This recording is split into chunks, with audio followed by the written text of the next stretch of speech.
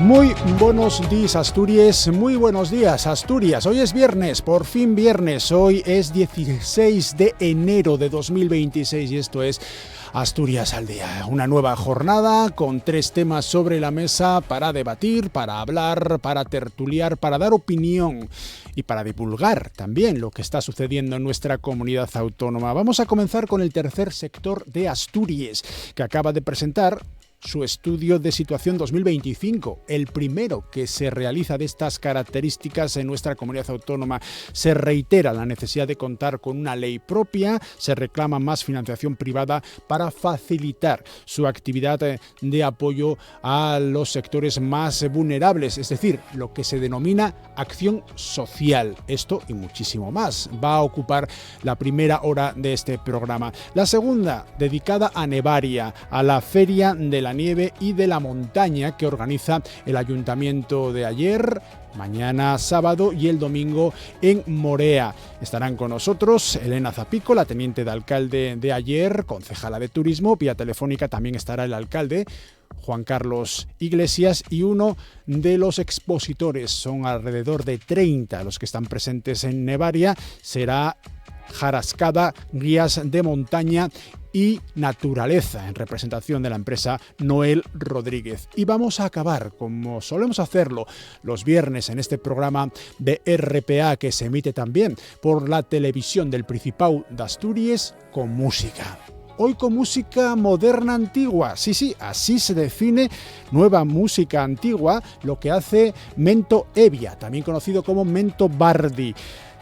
Lleva ya un concierto a sus espaldas esta semana, fue ayer lunes y tiene previstos otros 2 a lo largo de lo que queda de semana, el sábado mañana en Soturrey, en el Concello La Ribera, y el domingo en Sisión. Son conciertos protagonizados por la Viola de Gamba. A ver si Mento se anima también a interpretar alguna pieza aquí en directo para nuestros espectadores y para nuestros oyentes de un programa Asturias al Día que comienza ya. Asturias al Día, con Nacio Varillas.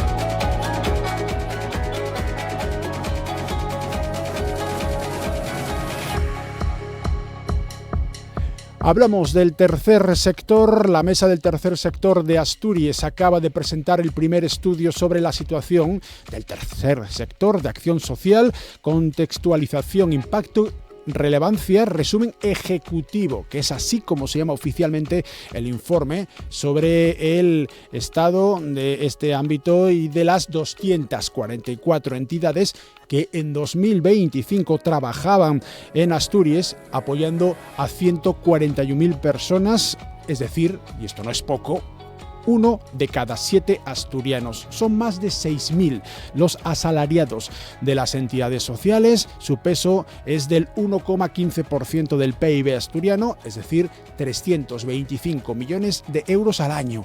Se trata de un documento que ha realizado un equipo investigador de la Facultad de Padre Ossó y de la Universidad de Oviedo, financiado por la Consejería de Derechos Sociales y Bienestar. El objetivo, comprender la realidad actual del sector y también dar propuestas para orientar su futuro inmediato. De todo esto vamos a hablar en los próximos minutos en Asturias al Día con José Antonio Llosa, es uno de los autores del informe, psicólogo, investigador de la Facultad Padre Ossó. José. Hola, ¿qué tal? Buenos días. Víctor García Ordaz, Viti, secretariado gitano y presidente de la Mesa del Tercer Sector de Asturias. Buenos días. Hola, buenos días. Manuel Ángel Riego, Ángel, vicepresidente de Cruz Roja de Asturias, muy conocido también por haber sido durante 4 mandatos el alcalde de Carreño. Ángel, buenos días. Hola, buenos días. Y Diego García Abad, vicepresidente de ONCE Asturias, hoy también aquí en representación de CERMI. Muchísimas gracias, Diego. Buenos días. Buenos días, gracias a vosotros. Gracias a los 4 por hacer el esfuerzo de comenzar esta jornada de viernes en en la radio de Asturias, hablando del tercer sector. Comenzamos por la metodología, José, como investigador principal de este estudio. Hablar de un sector tan amplio conlleva mucha dificultad y sobre todo porque estamos haciendo el primer informe. Uh-huh. Parece extraño que no hubiera un documento de esas características hasta estos momentos. ¿Cómo has trabajado? ¿Cómo habéis trabajado? Sois unos cuantos, pero bueno, tú eres la cabeza visible. Sí, bueno, en primer lugar, sí que es cierto que tardó mucho en llegar este primer informe, porque yo que conozco desde hace mucho tiempo el trabajo de la mesa, sé que hace mucho tiempo que llevan tratando de impulsarlo. Entonces surgió ahora la ventana de oportunidad y contaron con nosotros para esa parte técnica, lo cual está muy bien, ¿eh? Entonces, ese sería el punto de partida. Y claro, luego el siguiente elemento es la dificultad de delimitar los límites del estudio. Y en realidad lo que tenemos aquí es la radiografía del tercer sector de acción social. Pero el tercer sector va más allá de la acción social, de pronto clubes deportivos, asociaciones vecinales, todo lo que es sociedad civil organizada, que no está contemplada en el estudio por una decisión metodológica, ¿no? En primer lugar, porque sería, entre otras cosas, difícil de abarcar. Y además, si ya el tercer sector de acción social tiene una heterogénea desde entidades de discapacidad, de inclusión social, centradas en la infancia, en el ocio, tiempo libre, ya en sí hay una heterogeneidad muy alta, si incluimos organizaciones que están fuera de la acción social, entonces ya se convierte en algo casi diría inabarcable, ¿no? A partir de ahí, el gran reto era, en primer lugar, saber cuántas entidades estaban operando de manera activa en Asturias dentro del tercer sector de acción social, porque nos encontramos con que no hay un listado o no había un listado cerrado para generar esa población. Y entonces ese fue el inicio de empezar a trabajar. Lo aportáis precisamente al final del documento, porque para llegar hasta las 244 entidades, bueno, eso tiene que tener también su dificultad, ¿no? Conocerlas todas, saber si están activas o no, si están trabajando o no en este ámbito. Bueno, todo eso es difícil. Claro, ahí lo que hicimos fue justamente una metodología para delimitar ese universo inicial, sentando un criterio que fuesen entidades del tercer sector de acción social y por otro lado que estuviesen activas. Entonces, para ver si estaban activas, lo que hicimos fue acudir a resoluciones de proyectos que sean públicas. Si tienen resoluciones concedidas en el último año, sabíamos que estaban activas porque estaban desarrollando eso, pero también hay muchas entidades, como una en la que yo participo, que no tenemos ningún tipo de resolución porque no solicitamos proyectos, trabajamos de forma voluntaria, ¿no? Entonces ahí lo que hicimos fue ir a actividad en redes, prensa, etcétera, etcétera. Si no hay ningún tipo de huella digital en el último año, dábamos por hecho que eran entidades que pueden estar legalmente constituidas, pero no tienen una actividad como tal, ¿no? Y ese fue el punto de partida y el inicio del trabajo técnico, ¿no? De todo esto. Vale, vamos a hablar después pormenorizadamente del estudio, pero lo primero, una toma de posición entre los cuatro tertulianos que tenemos, Viti, sobre la necesidad de que hubiera este estudio. Tú eres el presidente de la mesa del tercer sector, llevabais muchos años reclamando que hubiera esta investigación y que supiéramos con términos exactos cómo estamos ahora mismo en el tercer sector. Sí, es que en la mesa del tercer sector de acción social, pues la componemos la plataforma del voluntariado, la Red Europea de Lucha contra la Pobreza y la Exclusión Social, el CERMI, que somos plataformas amplias, después las entidades singulares como son Cáritas, Cruz Roja y la ONCE, ¿no? Entonces, muchos años, es decir, más de 25 años interviniendo en el Principado de Asturias sin tener una valoración ni un estudio del impacto social y del impacto económico que generamos las organizaciones sociales, ¿no? Entonces, veíamos esa necesidad, ya la habíamos planteado desde el inicio de la Constitución. Llevamos 10 años trabajando coordinadamente desde estas organizaciones y era una de nuestras demandas que se pudo por fin materializar el año pasado a través de la financiación de la Consejería de Derechos Sociales y Bienestar con los fondos de recuperación que vienen de Europa, con un proyecto específico que eso nos permitió, pues ese acuerdo de colaboración con la Universidad de Oviedo y con la Facultad Padre Oso, ¿no? Precisamente pues para ir siempre teniendo en cuenta la implicación y la participación de las organizaciones sociales de todo el territorio, ¿no? Es más, ahora el estudio lo vamos a, una vez que hemos hecho ya la presentación el mes pasado En Oviedo vamos a ir a todas las áreas sociosanitarias del Principado de Asturias en coordinación con los centros de voluntariado que aglutinan el tejido asociativo de sus zonas, precisamente para exponer los datos y hacer una reflexión compartida con las organizaciones pues, de la zona central de Asturias, del ámbito rural, etcétera, etcétera.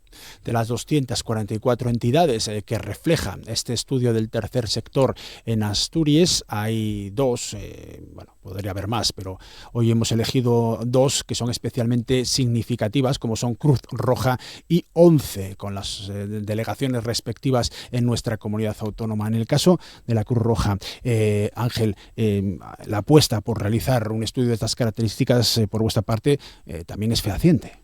Sí, por supuesto. Nosotros desde el primer momento, como está explicando Viti, que es nuestro presidente de la mesa, hemos estado presentes en la constitución de la misma y por lo tanto era también una necesidad compartida el que se hiciera este estudio. La verdad es que escuchando a José en su intervención tengo que decir que le agradezco mucho, agradecemos el trabajo que han realizado. Lógicamente hay siempre un antes y un después, estamos en esta parte, diríamos todavía, de exposición del estudio, pero realmente también tuvimos jornadas de trabajo con ellos previas para poder determinar cuál era el enfoque real que nosotros deseábamos también como organizaciones. Para Cruz Roja hay un tema que es sustancial también en el propio estudio, es ver el tamaño de las distintas asociaciones que constituyen el tejido social del que estamos hablando en Asturias, ¿no? Eso es uno de los asuntos también que en el propio estudio detecta, cómo que puede haber una diferencia de criterio entre los que son organizaciones más grandes, como puede ser la nuestra de Cruz Roja, o podría ser también algunas de las demás que estamos aquí, pero también en las que son asociaciones como más pequeñas. Y luego también está el tema de la implicación en lo que supone el territorio asturiano, lo que es zona urbana en contraste con las zonas rurales, y la implantación que tenemos distintas organizaciones de distinto tamaño en ese territorio.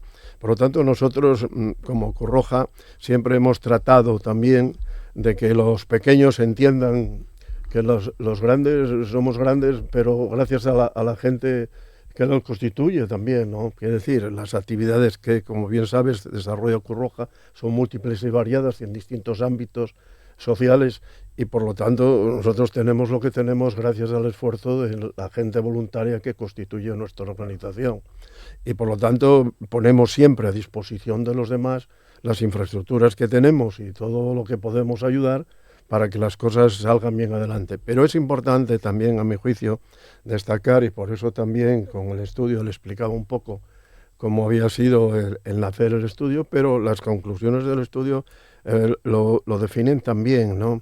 Quiere decir, aquí hay algo que las propias administraciones públicas han de entender como importante.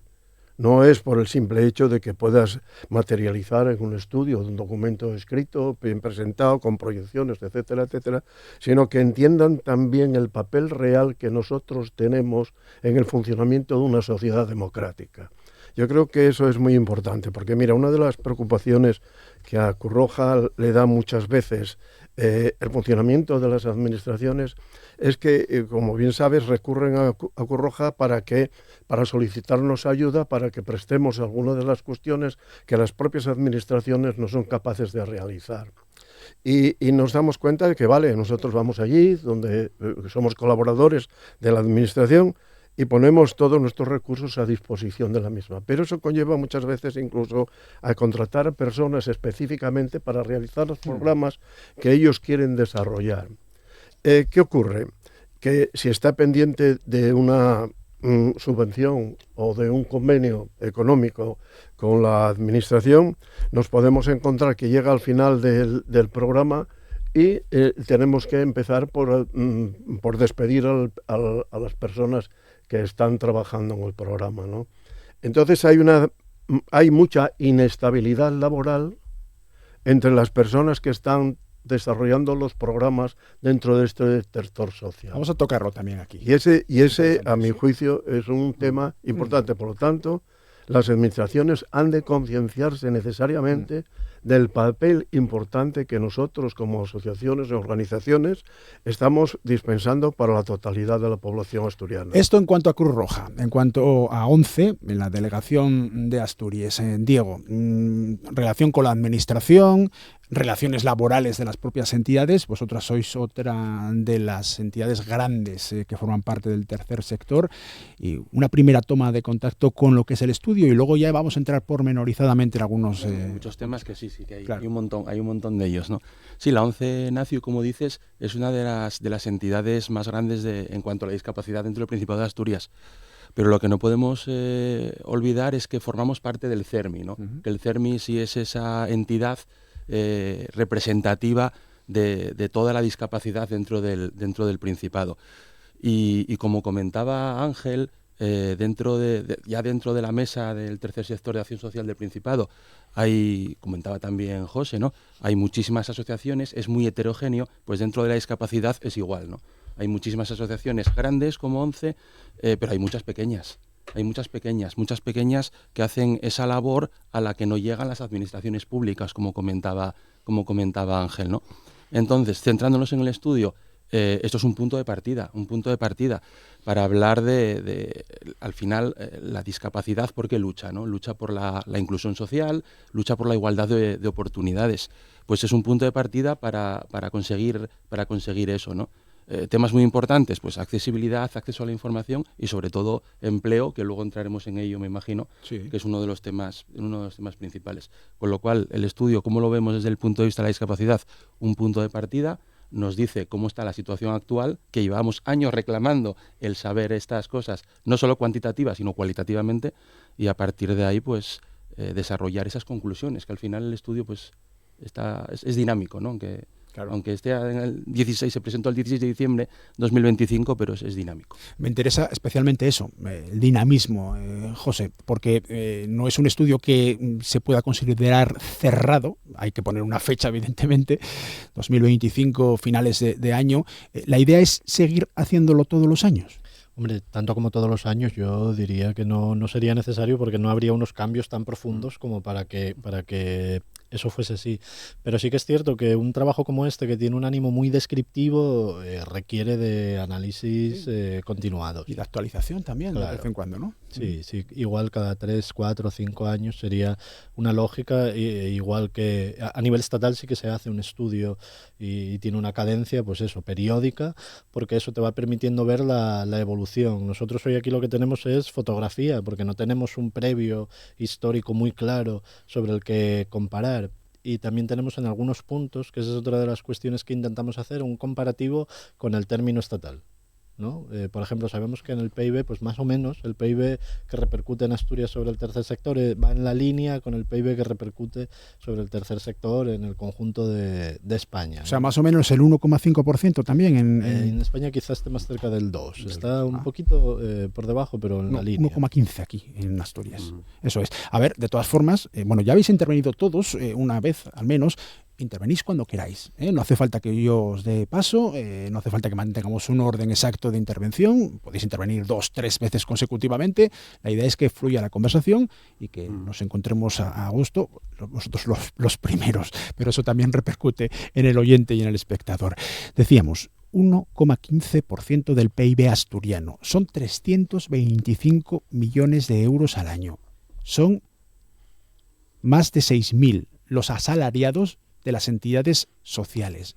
Los números, dichos así, bueno, pero son impresionantes. Es un sector muy potente. Cualquiera de los... Sí, generamos empleo, es decir, generamos riqueza económica, ¿no?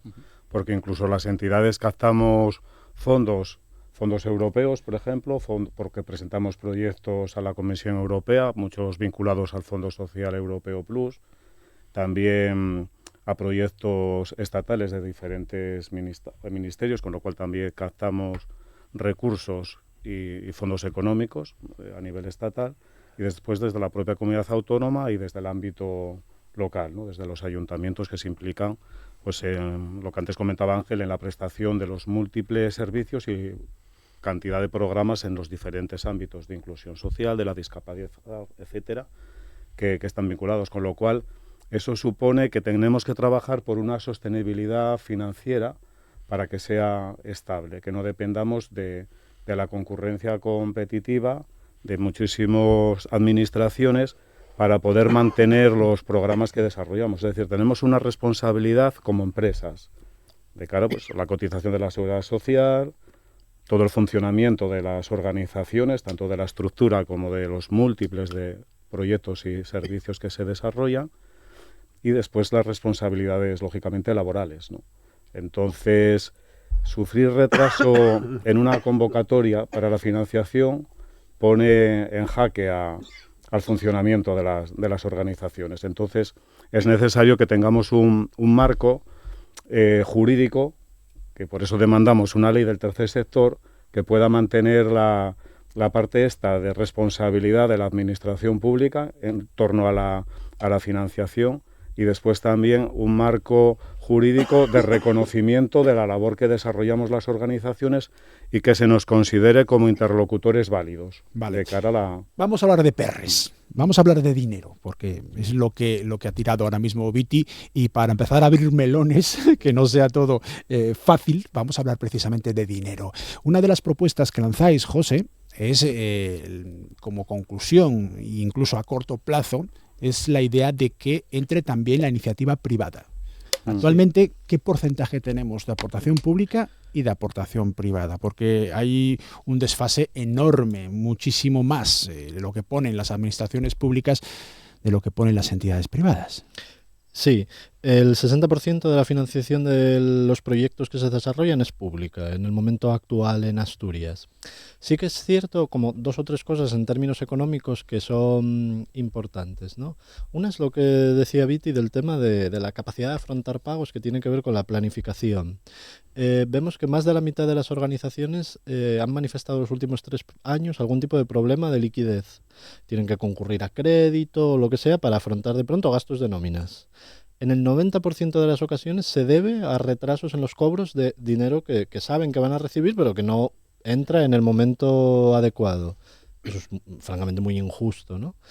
Y luego, por otro lado, hay una cuestión que al tercer sector se le refleja desde hace mucho tiempo, incluso en foros internos del tercer sector, de búsqueda de financiación privada, etcétera, etcétera. Yo creo que la lectura que hemos visto en el estudio es que el tercer sector pica a todas las puertas. Es decir, se utilizan todas las vías. Sin embargo, cuando preguntamos, ¿pero cuáles son las prioritarias? Ahí es donde claramente la prioritaria es la financiación pública. Entonces, no es una cuestión de intentar abrir más puertas, sino de entrar de manera más decidida, de conseguir que de pronto las empresas a través de su RSC, obras sociales, etcétera, etcétera, pongan sobre la mesa realmente un compromiso firme con las entidades sociales del territorio. Porque esa es otra cuestión. Son del territorio porque hay algo que se ve muy claramente, que el tercer sector en Asturias está afincado en promedios de unas 2 décadas, o sea, son entidades que llevan muchísimos años operando en el territorio y además son muy próximas a la población. El 70 y pico % de las entidades tienen, digamos, recursos que están directamente enfocados a que la gente vaya, consulte cualquier problema que enfrenta en su vida. Que era lo que comentaba Ángel antes, ¿no? El que la gente cuando tiene un problema va directamente en muchos casos a Cruz Roja. Por cierto, lo de la RSC, Responsabilidad Social Corporativa, que muchos oyentes, muchos espectadores no sabrán lo que es, que si queréis también debatimos después sobre si esa es la figura más adecuada para abrirle la puerta también a la iniciativa privada. Ángel, eso que acaba de comentar José es especialmente interesante, ¿no? El tema de que a veces no es tanto llamar a muchas puertas, sino a las puertas que llamamos, cuando nos abren, sepamos entrar de la forma más adecuada. Hombre, yo también diría que del conocimiento que tengo en los últimos años, también vamos educando a toda esa sociedad a que cuando nos reciba nos atienda, no solamente, vamos, quiero decir, por educación, sí, por deferencia, sino también un poco por compromiso, ¿no?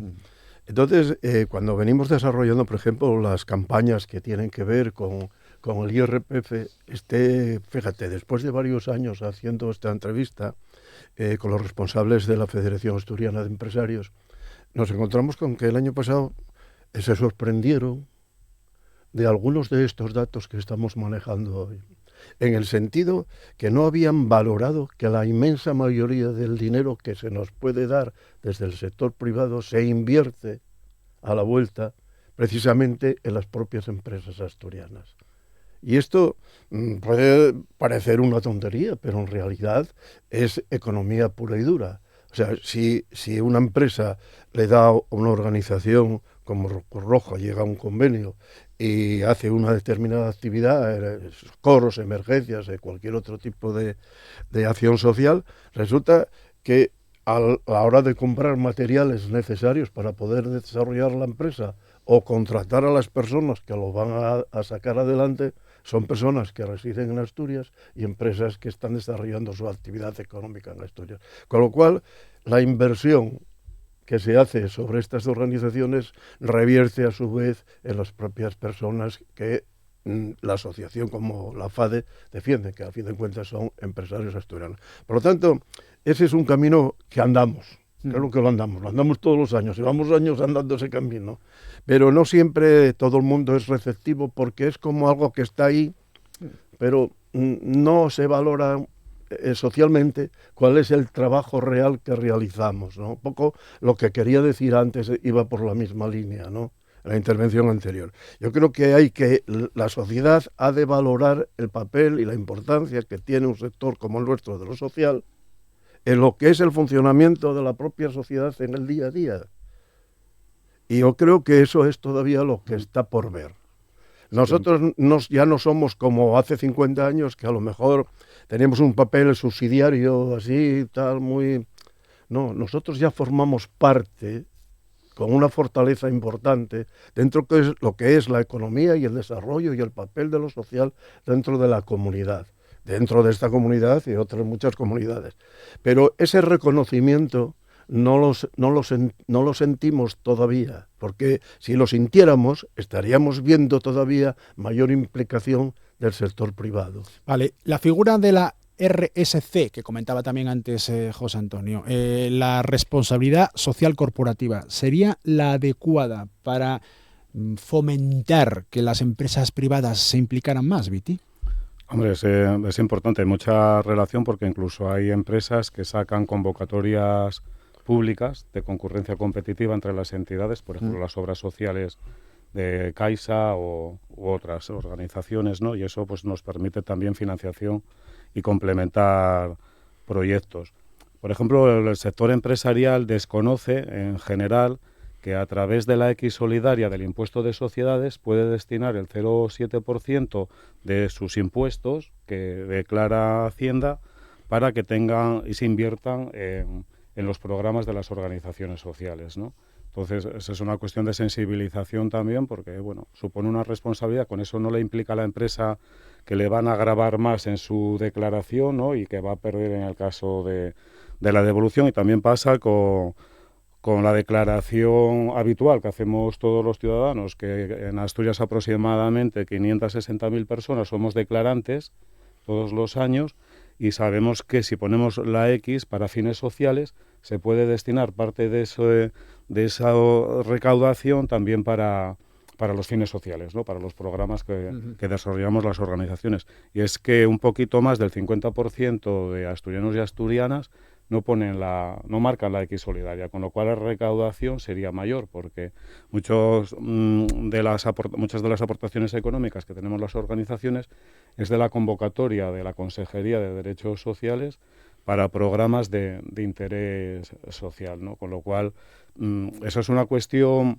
más de sensibilización también y de un compromiso, porque no le va a suponer a las personas que les van a retener más para la declaración o que les van a devolver menos en su declaración, ¿no? Es un gesto solidario. No, el matiz es importante. Intentamos hacer una sensibilización. Y después en esa financiación privada pues hay una parte importante que son las donaciones, que son las cuotas de nuestras personas asociadas, ¿no? Y que va creciendo también en la medida, pero claro, la mayor parte de la financiación de las organizaciones viene de las administraciones públicas. Vale, ¿cómo lo veis desde la ONCE? Diego, hoy estás Sí, también en representación aquí del CERMI. Del CERMI, de la ONCE, bueno, vamos todos en el mismo barco, y yo me gustaría añadir, ¿no? Ya se comentaron muchas cosas, la sostenibilidad, ¿no? Por eso la importancia, enlazando, hablabas de PERRES, hablabas de dinero, se habló de calidad en el empleo, ¿vale? Y se habló de la ley del tercer sector. Todo eso, si lo unimos, es para dar sostenibilidad a los servicios que se están prestando desde el movimiento asociativo, desde el tercer sector de acción social, requiere sostenibilidad en la financiación, ¿no? Si la financiación es sostenida en el tiempo, el empleo, la calidad de empleo mejora. Entonces, eso que comentaba Ángel, ¿no? Que te ves con unos proyectos que hay que echar gente, pues eso ya, pues ese problema lo tendremos resuelto. La financiación privada, aparte de la responsabilidad social corporativa, acuerdos con empresas, ¿vale? Acuerdos con empresas que, aparte de donaciones, también puede haber acuerdos de empleo, formación, prácticas para personas en riesgo de vulnerabilidad, ¿no? No solo con discapacidad, sino el otro día, bueno, con Viti asistimos, ¿no? a un tema de sinhogarismo, de gente sin techo, la dificultad que tienen para encontrar empleo. Sí, lo presentaba el otro día también Marta del Arco, ¿no? Correcto. La consejera. Ahí estuvimos, ¿no? Entonces, la dificultad que tienen esas personas para buscar empleo. Entonces, esa sostenibilidad, esos acuerdos con empresas, con administraciones públicas en el tiempo, es lo que puede dar al tercer sector esa calidad luego en el empleo, esos 6.000 empleos. Vamos a hablar de empleo. Calidad y aumento de empleo, ¿no? Venga, vamos a hablar de empleo, que es otro de los asuntos complicados. El estudio, José, propone como una de las recomendaciones clave y a corto plazo, leo textualmente, avanzar en la estabilización del conjunto de trabajadores del TESAS, que son las empresas del tercer sector de acción social de Asturias, especialmente mediante la reducción de las contrataciones en jornada parcial, el incremento salarial y las posibilidades de conciliación. ¿Esto lo has escrito tú o Sí, algún sí. colaborador tuyo?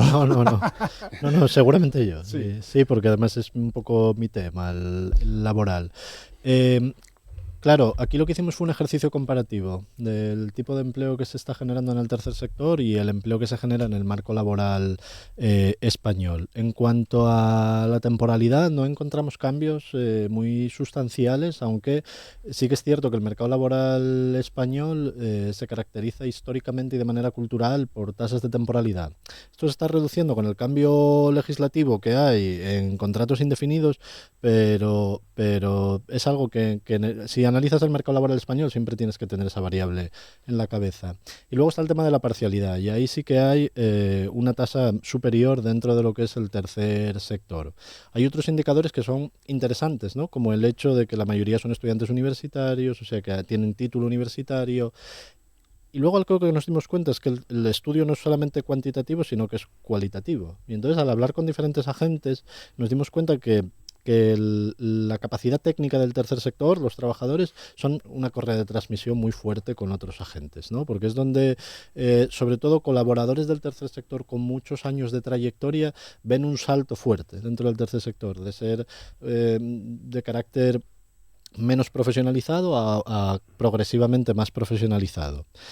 Claro, esto enraiza con lo que estábamos hablando antes, con cuestiones de financiación. Ahí digamos que el elemento que tiene que ver con la sostenibilidad que se comentaba antes es la clave, y ahí lo que necesitamos son proyectos que tengan compromisos de plurianualidad, etcétera, etcétera, que lo que van a permitir es estabilizar a la masa laboral. Y luego algo que vemos también, por terminar de poner cosas sobre la mesa, es los criterios e indicadores de valoración de nuestra actividad como sector por parte de agentes externos, financiadores públicos, por poner un ejemplo. También deberíamos ponerlos sobre la mesa sobre esta cuestión. ¿Por qué? Porque vemos que hay una correlación directa entre el incremento de financiación, el número de personas atendidas y la masa laboral. Entonces, de lo que estamos hablando es al mismo tiempo de financiación, de calidad de la atención, del tiempo que le dedicas por trabajador a una persona y luego de la masa laboral que tienes, las condiciones laborales en las que repercute. Son tres cosas que van interconectadas. Claro. A ver, siempre te estoy dejando para el final, Diego. No, Ahora creo que no. intervengas de forma directa si te parece bien. La ONCE es una entidad social muy grande, pero también es una empresa. Incluso tenéis conflictos laborales cada cierto tiempo, ¿no? Hay reclamaciones que nos llegan a los medios de comunicación sobre la calidad del empleo que aportáis. ¿Cómo afrontáis este asunto? Bueno, la ONCE, como dices, si es empresa, tiene el grupo social ONCE, ¿no? Que incluye lo que conocemos todo como ONCE, más la fundación, más Ilunion, que es el grupo de empresas. Estamos hablando a nivel estatal de 80.000 personas ahora mismo, ¿no? 80.000 trabajadores. Es el tercer empleador no público de este país. Conflictos laborales es evidente que hay, ¿no? En lo que se refiere a Asturias, que es el tema que más controlo yo, la ONCE son más de mil personas trabajando aquí en Asturias.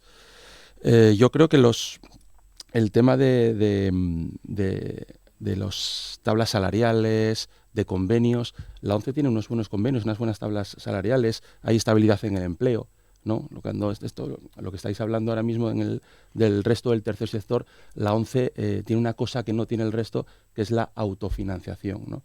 La ONCE, como sabéis, se financia con la venta de las loterías, ¿no? Que tenemos esos vendedores que tenemos en la calle, que son el nexo de unión entre la sociedad y nosotros, y con ese dinero es con lo que la ONCE pues presta todos sus servicios sociales y a través de su fundación, de Fundación ONCE, cofinancia un montón de proyectos, de un montón de asociaciones que tienen que ver con la discapacidad, ¿no? Estamos aquí hablando también del CERMI.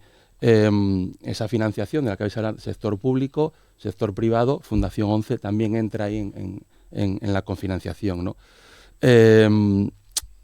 Al ser así grande es un poco diferente al resto del movimiento asociativo por ese tema de la autofinanciación, ¿no? Vale. En cuanto a Cruz Roja y a empleo. Bueno, pues lo mismo. Yo creo que estamos exactamente todos en el mismo barco, ¿no? Que en este sentido. Yo lo que veo es al final siempre lo mismo, la cuestión de la sostenibilidad y que se está comentando en estos últimos minutos es importante para cualquier asociación. Lógicamente, cuando hay un problema de financiación o de liquidez, las asociaciones grandes lo soportamos mejor que las más pequeñas, ¿no? Algo de lo que está hablando. Pero hay un tema que pasamos así un poco de soslayo, que es el tema de la ley. ¿Por qué nosotros queremos una ley? La tengo apuntada aquí, Claro. aquí, no se me va a escapar. No te preocupes, es que la tengo apuntada. Es que no es la ley, las leyes no son solamente porque sea un papel escrito que pone normas y demás. Yo creo que es importante para el propio sostenimiento del sistema. ¿Qué pasa? Tuvimos una experiencia clarísima hace unos años cuando vino la famosa crisis económica a partir del año 2008. Y al final los recortes empiezan siempre por este mismo sector.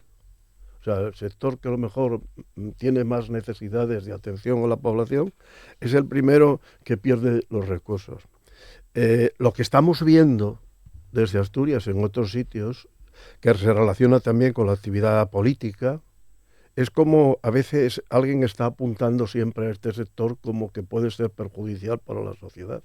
Incluso lo primero que ponen los acuerdos de recorte es precisamente que se retiren las subvenciones.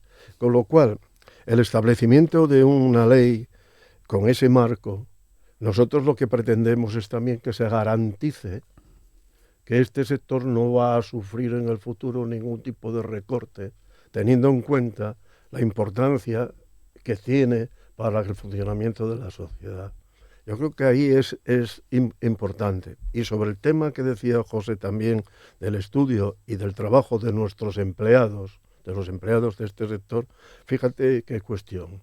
Buena cualificación profesional, con titulaciones universitarias importantes, y resulta que retribuciones también básicas. Eso no es culpa, diríamos, de nosotros como responsables, digamos, de la mesa o del sector o de las distintas organizaciones, sino que es como un problema que tenemos porque como no tenemos recursos a tono o suficientes, pues no nos quede más remedio que ir a perfiles de contratación bajos, independientemente de la cualificación que tienen nuestros profesionales. Claro, que la vocación, la gana de ayudar y la gana de hacerlo bien no supone martirizar laboralmente a vuestros trabajadores. Yo quisiera hacer un matiz, es decir, estamos obligados a cumplir la normativa laboral. Es decir, que en ese sentido somos estrictos, y después está el convenio de acción social al que estamos sujetos y que se debe cumplir, ¿no? Que va más allá del Estatuto de los Trabajadores. Tenemos un convenio del sector, y después muchas de las organizaciones tenemos un convenio propio también, ¿no? Y después existe una representación sindical y comités de empresa en las distintas organizaciones, con lo cual existe una relación desde las direcciones de las organizaciones también con la representación laboral. Lo importante también en la metodología del estudio es que en esa parte cualitativa hubo grupos de discusión y de debate con todas las personas implicadas en las organizaciones, es decir, participantes, voluntariado, trabajadores, etcétera. Y después otra cuestión, generamos empleo, es decir, tenemos muchísimos convenios de colaboración con la enseñanza, es decir, con las diferentes facultades de la Universidad de Oviedo, con los ciclos formativos de grado medio superior de los centros de los IES, ¿no? de algunos máster también que se imparten desde las diferentes facultades, y van personas a hacer prácticas a nuestras organizaciones, con lo cual después las entidades también se van nutriendo de esa cantera de personas que llegan, que conocen a la organización, que participan de un programa, y generamos empleo, ¿no? Hay un matiz que creo que es interesante. Estamos con dos organizaciones muy grandes aquí representadas. Tú, Viti, las representas a todas, pero tenemos a Cruz Roja y a ONCE. Hay, entiendo, una diferencia importante, José, entre que sean empresas, entidades más grandes o más pequeñas. Las pequeñas también en ocasiones tienen empleados. Ese matiz es importante a la hora de determinar las relaciones laborales que tenemos en el tercer sector. Sí, pero hay el convenio, se deben acoger al convenio de acción social si no tienen uno propio. Las entidades pequeñas no tienen, todas las organizaciones, ¿no? Lo que sí que es cierto es que si nosotros miramos cómo hay la distribución de financiación, que está en el nudo de esta cuestión, vemos que hay 2/3 de las organizaciones que estamos analizando en Asturias que tienen financiaciones anuales por debajo de los 300.000 euros. Entonces ahí lo que estamos viendo es una heterogeneidad muy fuerte, ¿no? Entre el tamaño de las organizaciones, y eso va a repercutir también en un poco la capacidad de movilizar masa laboral, ¿no? Y hay dos cosas que me resultan interesantes a tenor de lo que estabais comentando antes, ¿no? Por un lado es la narrativa de lo que es el tercer sector y deja de ser, porque sí que es cierto que recogiendo todo lo que estábamos comentando, cuando socialmente se invierte en la situación social, en el tercer sector, como parte de la situación social, la repercusión es un beneficio directo para las personas que se acogen dentro de este sector, pero es una repercusión en económica de proximidad. Lo decía Ángel ahora mismo. Y eso es fundamental. Y luego la segunda cosa es lo que sucedió justamente con la crisis económica, que hay muchos estudios. Durante la crisis económica del año 2008 se reduce la financiación de las entidades sociales y, sin embargo, la capacidad de respuesta aumenta. Entonces eso muestra un poco el talante del tercer sector. Y yo siempre que analizo esta cuestión veo que ahí está la cara y la cruz, porque está nuestra virtud como organizaciones sociales, que sabes que hay una respuesta, pero también está que quien quiera apretar las tuercas al tercer sector sabe que incluso un poco desangrándolo va a seguir ahí.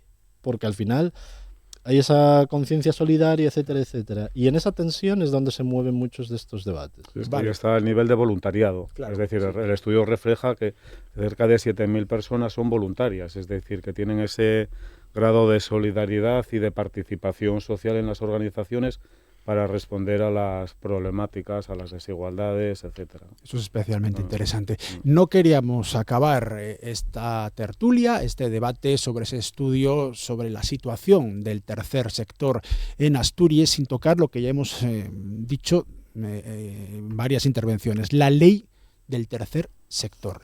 Diego, desde tu punto de vista, ¿qué tendría que incluir? A ver, la ley del tercer sector, como aquí estamos hablando sobre todo de financiación y de empleo, ese marco normativo tendría que marcar esa sostenibilidad en la financiación. Para mí es lo más importante. Viti. Sí, esa es una cuestión. A ver, existe ya desde hace 10 años una ley del tercer sector a nivel estatal. Después, desde las comunidades autónomas, algunas ya han legislado, la última ha sido Andalucía, pero bueno, Castilla-La Mancha, el País Vasco también fue pionera. Cataluña creo que recientemente también la va a aprobar. Nosotros estamos ya con esa necesidad planteada. ¿Habéis a hablado con la administración. consejería? Sí, ya hemos iniciado la primera reunión para la puesta en marcha de la elaboración del anteproyecto de ley y bueno, se va a constituir un grupo de trabajo, con lo cual creo que en esta legislatura es el objetivo que saliera. Es decir, la ley es necesaria también para que se reconozca el trabajo que venimos desarrollando, nos reconozca como interlocutores válidos, ¿no? Las entidades tenemos un conocimiento de la realidad, estamos en la calle, estamos muy cercanos a la ciudadanía, ¿no? Y entonces, lo mismo que desde el ámbito sindical existe una representación y desde el ámbito empresarial creemos que a las organizaciones sociales se debe articular y formalizar pues lo que llamamos la Comisión de Diálogo Civil, que tengamos una relación directa con las administraciones públicas, es decir, para compartir los análisis que detectamos con los informes pues de FUESA de Cáritas o el AROPE de APN que detecta pues los niveles de pobreza en el Principado de Asturias, como desde el ámbito de la discapacidad, los análisis que desarrollan de los niveles de desigualdad, etcétera, etcétera. Entonces, tener esa posibilidad de compartir análisis y propuestas, ¿no?, para que haya políticas precisamente que tengan la incidencia social y de transformación precisamente para aquellos grupos de personas con mayores dificultades, que es a las que venimos atendiendo, ¿no? Es decir, estamos hablando que cerca de del 25% de la población asturiana está en una situación de vulnerabilidad social, ¿no? Es lo que nos expresa la AROPE, que los niveles de pobreza severa pues los están sufriendo pues algunas de las personas de diferentes ámbitos, después las diferencias que puede haber desde el ámbito urbano al rural, con lo cual es muy importante que tengamos ese espacio de interlocución y de participación, porque los consejos sectoriales en algunos ámbitos, tanto en el ámbito local como los vinculados a algunas consejerías, son canales de participación pues inestables, ¿no? Y nosotros queremos que se debe ir a la formalización de una comisión de diálogo civil que fortalezca la participación. No va a sustituir los consejos de participación ya formalizados, pero sí es necesaria esa comisión, sería muy importante. La acción social no es ni de derechas ni de izquierdas, por lo menos no debería serlo. No debería de serlo. Pero teniendo en cuenta el proceso mundial de derechización, lanzabas antes la idea de que, Ángel, esa ley del tercer sector garantizara las necesidades de vuestro ámbito, independientemente de quién esté en el gobierno en cada municipio, en cada comunidad autónoma o en el Estado, incluso si me apuras hasta en Europa.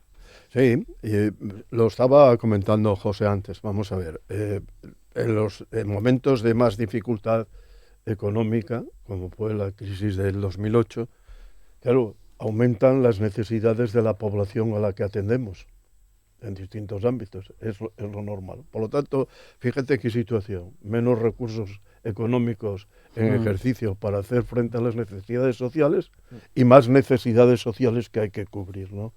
Yo creo que, por tanto, la reflexión, aunque vaya en el ámbito de las decisiones políticas, yo siempre digo que las decisiones políticas son las que cambian el marco en el que vivimos cada uno de nosotros.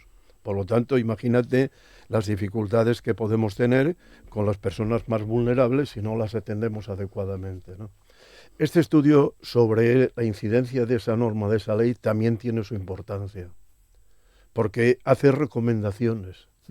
Y no podríamos hacer una ley ni un marco que no tuviera en cuenta los problemas que tenemos y las recomendaciones que hacemos para que esto funcione mejor. Yo creo que ese es una parte también, a veces, yo creo que nos vamos olvidando, ¿no?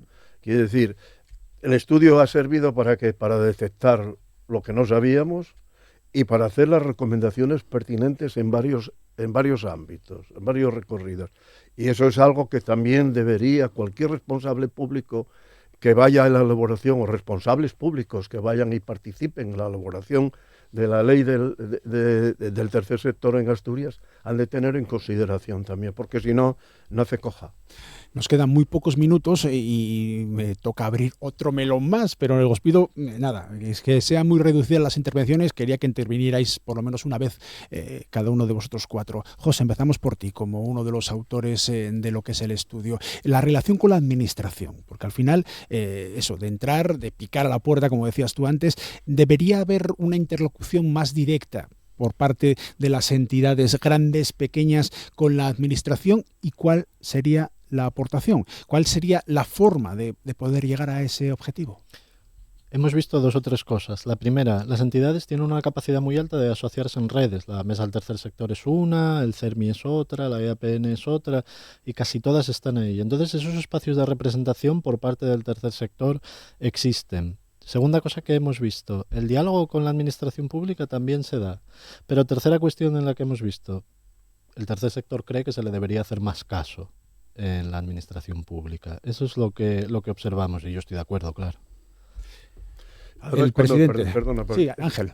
Cuando estamos hablando de la administración pública, estamos hablando de distintos niveles de administración pública, en lo local y en lo autonómico. Pero quizás a lo mejor, como el estudio nace de una manera que nace y con la Consejería de Derechos Sociales, pensamos que ahí se acaba la administración.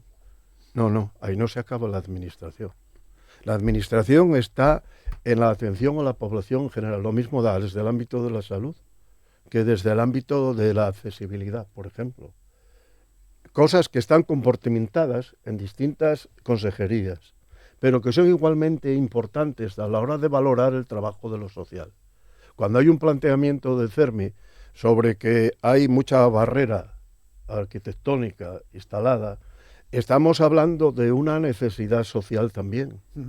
No estamos hablando. Entonces hay siempre un criterio por parte de las administraciones de encorsetar determinadas cuestiones en determinado sitio, cuando en realidad está afectando a toda la sociedad en general. Yo creo que esa es una idea que debería estar presente siempre. Viti, un minutín. Esa relación con la administración, ¿cómo podríamos mejorarla? Sí, yo lo planteaba antes a través de la Comisión de Diálogo Civil, como un órgano de interlocución de carácter estable, ¿no? Y que esté regulado, lógicamente, como antes comentábamos, en esa futura ley.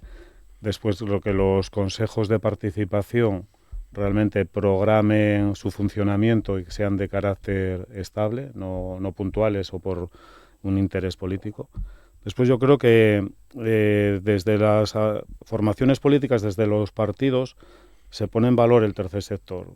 Pero desde algún sector ahora mismo también se nos considera, y así lo dicen, chiringuitos, y no somos ningún chiringuito, es decir, somos entidades de prestigio, y además avala nuestro trabajo, nuestra historia y nuestra incidencia, y generamos participación social, ¿no? Con lo cual yo creo que es recoger también lo que pensamos, ¿no? y nuestras propuestas, porque son propuestas siempre de mejora de situaciones de desigualdad. En el caso de nuestra organización del Sagrado Gitano, pues insistimos muchísimo pues en la desigualdad de la población gitana, ¿no? En el chabolismo y en la infravivienda, que todavía nos quedan en algunos municipios, y que debe haber una política de erradicación pues de ese chabolismo, implicando a las administraciones y a las familias afectadas, etcétera, etcétera. Diego. Pues uno de los principales objetivos de la mesa es ese, ¿no? El hilo conductor entre el tercer sector de acción social y las administraciones públicas. Con lo cual, como comentaba Viti, Ángel y José, creo que estamos de acuerdo con eso. Ese diálogo civil tenemos que ser nosotros el hilo conductor como mesa del tercer sector, lo que no quita que cada asociación, sea grande o pequeña, pueda defender sus intereses de manera particular. Eso está clarísimo. Pero el objetivo principal de la mesa, lo que enfoca este informe, es hilo conductor entre el tercer sector de acción social y todas las administraciones territoriales, municipales, etcétera. Hemos tocado en la primera parte de Asturias al Día de este viernes el estudio sobre la situación del tercer sector de acción social en Asturias. La primera vez que tenemos un informe de estas características y, cómo no, merecía la atención de este programa. José Antonio Llosa es uno de los autores del informe, investigador de la Facultad Padre Osó. José, Mil gracias por la invitación. Víctor García Ordaz, Viti, presidente de la Mesa del Tercer Sector de Asturias, también de Secretariado Gitano. Gracias, Viti. Muchísimas gracias a ti. Manuel Ángel Riego, vicepresidente de Cruz Roja de Asturias. Ángel, gracias. Pues muchísimas gracias a vosotros. Y Diego García Baz, vicepresidente de ONCE Asturias. Te ha tocado también representar hoy al CERMI en esta mesa. Muchas gracias. No, muchas gracias a vosotros siempre. Finalizamos la primera parte de Asturias al día dentro de un momentín más.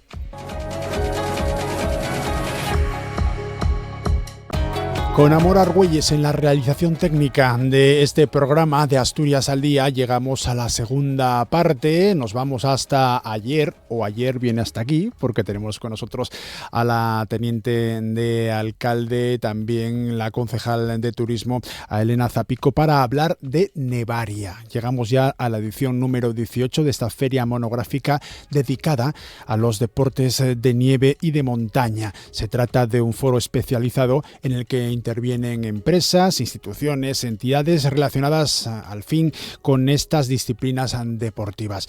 Elena Zapico, ¿qué tal? Muy buenas. Hola, buenos días. Encantada de estar aquí con vosotros. Y nosotros de tenerte porque mañana y el domingo vamos a hacer la broma. Llegamos, creo que no te lo han dicho nunca a lo largo de esta edición, llegamos a la mayoría de edad de Nevaria, número 18, una feria más que consolidada. Pues sí, llegamos a la mayoría de edad y como no puede ser de otra manera, vamos a celebrar esa mayoría de edad pues a lo grande. En la plaza de la iglesia de Morea, entiendo que ya estará todo previsto, las carpas montadas.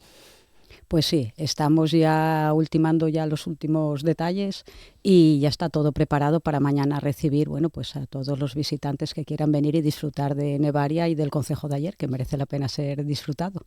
En total, alrededor de 30 expositores. El número varía según los años. Bueno, sí, normalmente es alrededor de una treintena de expositores. Bueno, varía, bueno, porque vienen nuevos expositores, alguno por pues infraestructura o por ese momento no puede venir un año concreto, pero la verdad que siempre en esa horquilla nos movemos y bueno, muy satisfechos por la afluencia de expositores, el interés que genera.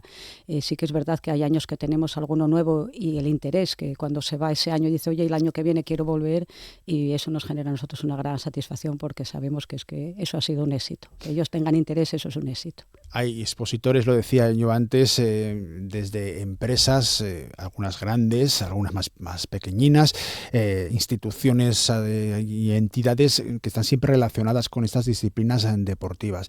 Es interesante también que están representadas muchas de las estaciones de esquí, sobre todo del norte.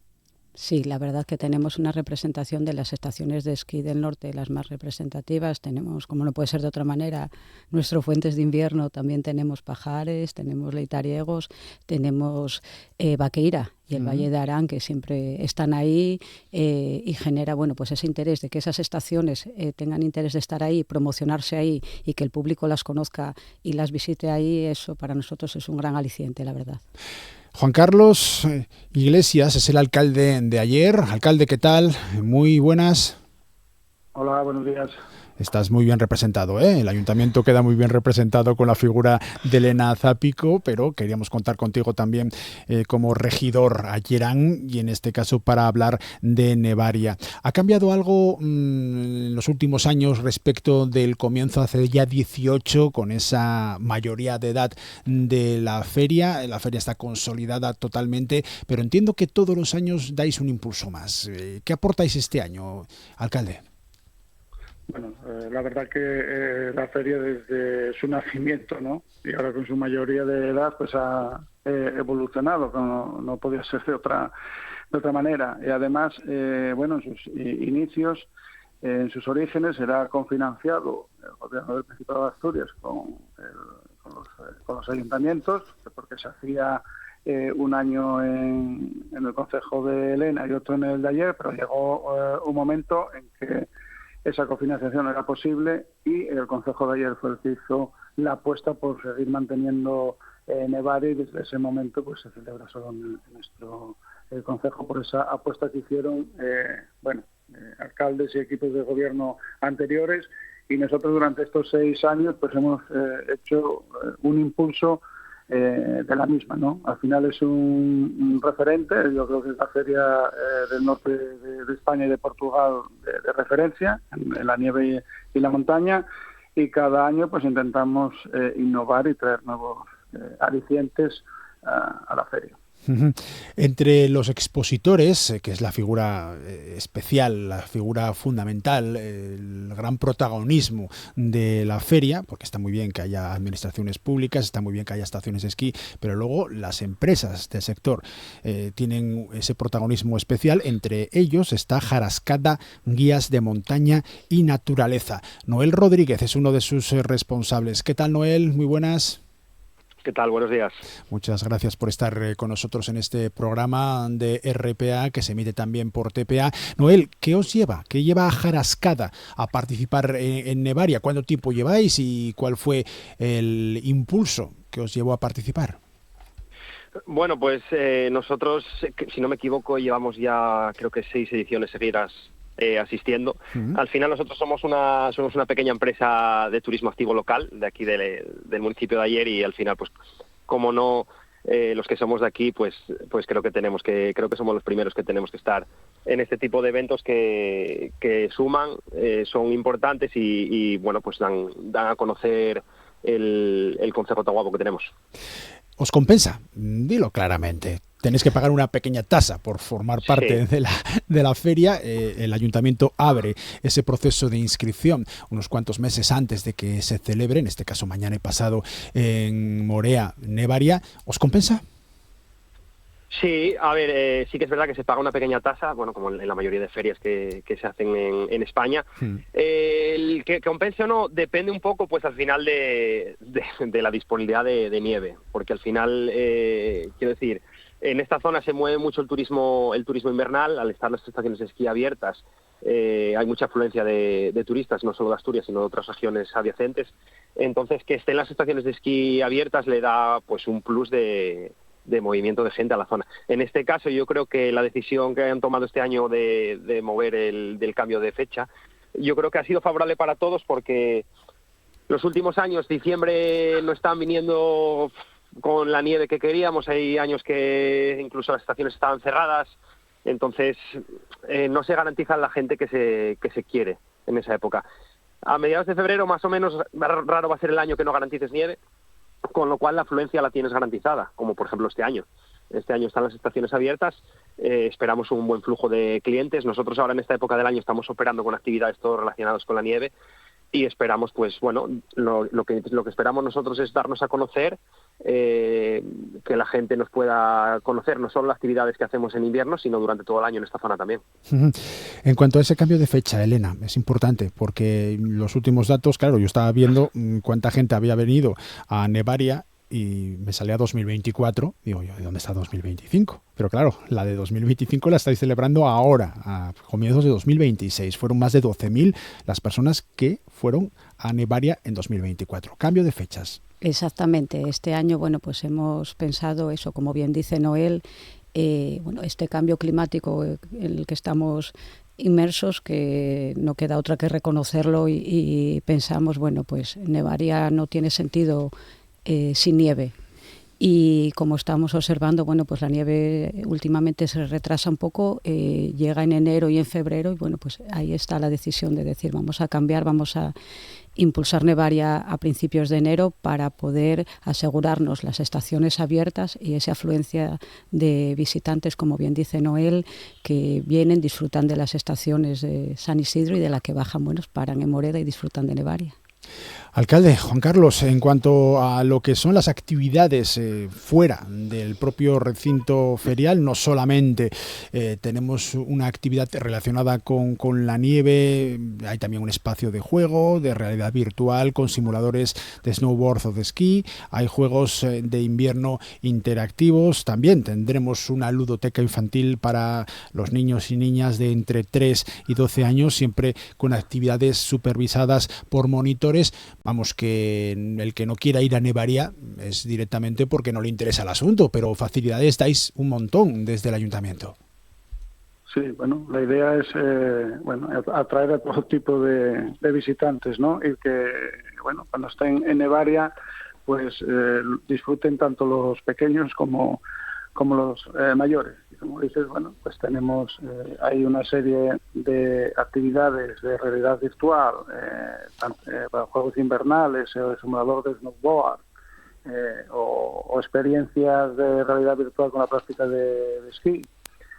Bueno, tenemos esa ludoteca con monitores para que los más pequeños puedan estar entretenidos y también se entretengan, como digo, los mayores, ¿no? Y como dices, fuera de lo que es la carpa, pues la inauguración la tenemos mañana sábado a las 12 con Alex Chisón.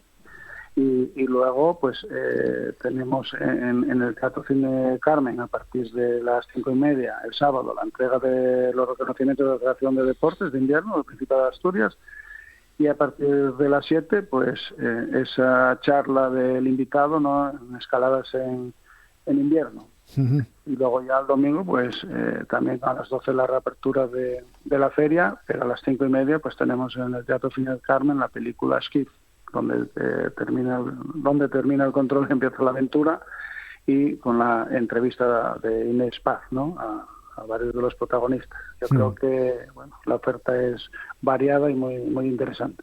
Inés Paz, compañera también de esta casa, de la radio Es Mía, el programa que viene después, precisamente en RPA de este Asturias al Día en el que estamos en estos momentos.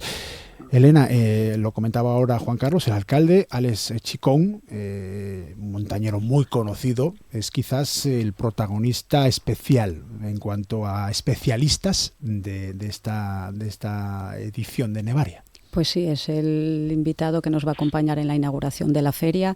Y como bien dices, bueno, pues Alex Chicón es un reconocido alpinista con más de 30 expediciones a nivel mundial. Ha escalado los mayores alturas y picos del planeta y, bueno, pues es un referente, tiene grandes, bueno, pues logros sin utilizar ese oxígeno de apoyo, o sea que, y siempre hace pues los ascensos en época invernal, que eso, bueno, pues le da un cierto, por llamarlo de alguna manera, dificultad. Así que mañana nos contará sus experiencias y estoy segura que nos va a dejar a todos, bueno, pues maravillados, porque bueno, es unos logros lo que él consigue día a día. Noel, contar con una figura como Alex Chicón de referencia y de atractivo, entiendo que también es importante para atraer más gente a Nevaria y por tanto a las empresas que estáis allí representadas. Por cierto, vosotros trabajáis al nivel que demande el cliente, desde una ruta muy facilina, pero que si vas con un guía es mucho mejor, hasta niveles ya mucho más altos. Sí, nosotros, como bien dices, tenemos diferentes tipos de niveles, desde rutas sencillas, un poco aptas para toda la familia, hasta rutas de varios días por alta montaña. Entonces, bueno, tenemos una oferta muy variada. Ahora en invierno creo que nuestro cliente potencial es un cliente que puede venir a la Feria de Nevaria, porque son lo que estamos realizando ahora mismo son salidas en raquetas de nieve a un nivel apto para toda la familia. Entonces, nosotros creemos que es una buena oportunidad de cara a promocionar nuestro producto. Algo más que complementamos en Nevaria, lo de comer. Eso es fundamental. Y más estando en una zona tan rica en productos como es la Ayerana. Elena, tenemos un menú de la nieve a 23 euros y luego las tapas de la nieve, en este caso, proponéis el precio de 14 euros. Sí, esa es una oferta que lanzan desde la hostelería ayerana, que yo siempre digo que, bueno, Ayer es un lugar para visitar, para disfrutar de todos sus recursos, pero por supuesto nadie se puede ir del concejo de Ayer sin disfrutar de su gastronomía. Asturias es conocida por la gastronomía y desde luego Ayer es uno de los mayores lugares donde uno puede ir, sentarse a una buena mesa y disfrutar de tanto del servicio de la hostelería ayerana como de la gastronomía. Así que bueno, mañana que visiten la feria y que por favor no se vayan sin probar esa gastronomía, que estoy segura que van a volver a repetir. Bueno, los establecimientos que se adhieren tanto al menú como a la tapa no son exclusivamente de Morea. De ahí también la intención de llevar la repercusión de la feria fuera de la localidad que lo alberga. Claro. Los alojamientos hosteleros que lo ofertan es a lo largo de todo el concejo, desde Felechosa hasta llegar a Moreda, y un evento como Nevaria no solo repercute en Moreda, sino repercute en todo el concejo de Aller. El que viene y disfruta de Nevaria puede bien ir a comer a Cabaña Quinta, Felechosa, y volver de tarde y tomarse un café otra vez en Moreda. O sea que eso es una repercusión para todo el concejo de Aller. En Aller está Fuentes de Invierno. Llevamos muchos años hablando de la electrificación de la estación, llevamos muchos años hablando de la conexión con la leonesa de San Isidro. Hace unos días, la consejera de Cultura, Política, Lingüística y Deporte, Vanessa Gutiérrez, presentaba junto a ti, junto al alcalde de Aller, Juan Carlos Iglesias, nuevos proyectos para esa estación de Fuentes de Invierno. Aseguráis que el objetivo es doblar, Juan Carlos, los kilómetros esquiables de Fuentes de Invierno, pasarían de los 8,7 actuales a 16, y prevéis también la posibilidad de instalar 5 nuevos teleesquíes que servirían para agilizar las áreas, sobre todo las de debutantes, y facilitar la movilidad de toda la estación, incluida esa futura conexión con San Isidro. Ya ha habido críticas, alcalde, por parte de oposición política, diciendo que todo esto ya estaba requete anunciado y que lo que habéis hecho estos días atrás, tanto la consejera como tú como alcalde, ha sido volver a poner sobre la mesa lo que ya estaba anunciado. ¿Qué tienes que decir al respecto? Bueno, en cuanto al primer tema que comentabas de la electrificación, pues como bien anunció la consejera, ya en unas semanas, yo creo que a lo largo del mes de enero, inicios de febrero, pues ya se conseguirá este hito, que es una reivindicación histórica desde el nacimiento de la estación. En cuanto, bueno, dentro del juego político, yo entiendo de que al final la oposición pues tiene que hacer su labor de crítica, pero la situación y la realidad es que para poder llevar a cabo todas esas inversiones que se están reclamando desde hace años, lo primero que hay que hacer es poner las condiciones jurídicas para que eso sea posible. Y esto es lo que se ha hecho ahora con el anuncio que el otro día hacía junto con la consejera, es el estudio de impacto ambiental, ¿no? Que es para un aprovechamiento integral y sostenible del dominio esquiable en la estación de Fuentes de Invierno. Este estudio de impacto ambiental, que ahora se va a publicar y donde va a haber un mes de alegaciones y luego tiene que ser aprobado por Medio Ambiente, es el que va a permitir desarrollar todo esto que estamos reclamando desde hace años en Aller. Sin este primer paso sería imposible ni realizar actuaciones fuera de la temporada de esquí, ni llevar a cabo la construcción de la cafetería y los baños a media ladera, ni la ampliación o unión con San Isidro. Es decir, la base angular y la primera piedra es la aprobación de este estudio de impacto ambiental. Yo entiendo de que la oposición pues se está anunciando lo que estamos reclamando hace años, ¿no? Pero los que gobernamos sabemos de que no se pone la primera piedra ya desde el inicio, sino que lleva una serie de procesos, y el primero y básico es este. Esta es la piedra angular que nos va a permitir hacer de Fuentes de Invierno y la unión con San Isidro la estación referente del norte de España y de Portugal.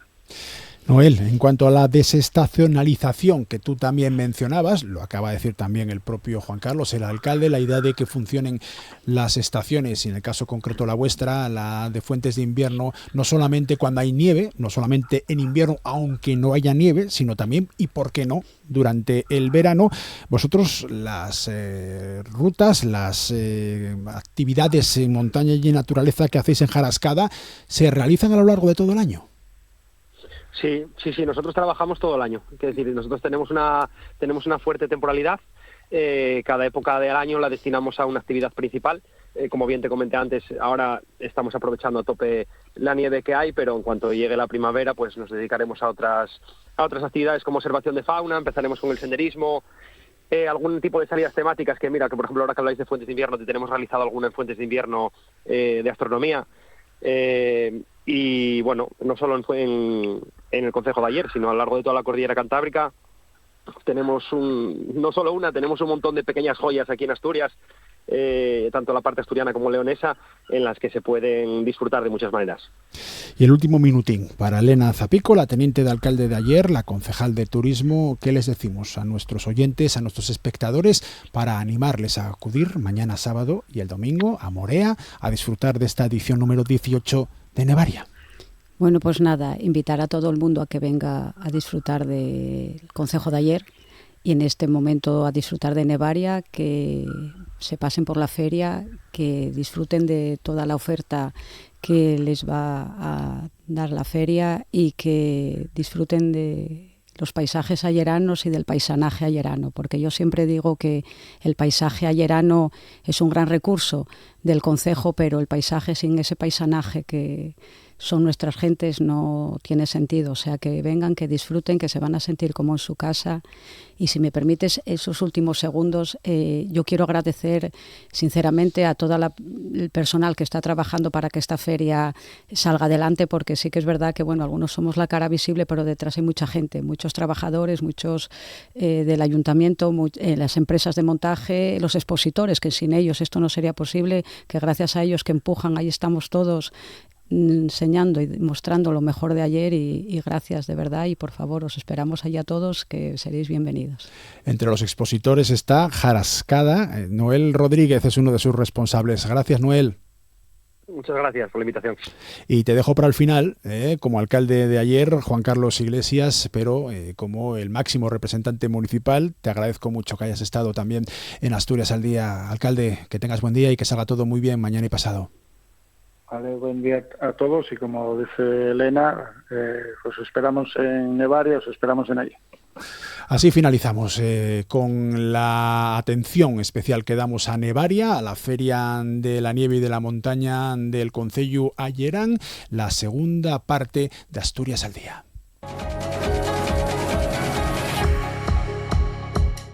Con Amor Argüelles en la realización técnica de Asturias al Día llegamos a la tercera y última parte de este programa, de esta jornada, pero también de esta semana. ¿Saben ustedes lo que es la viola de gamba?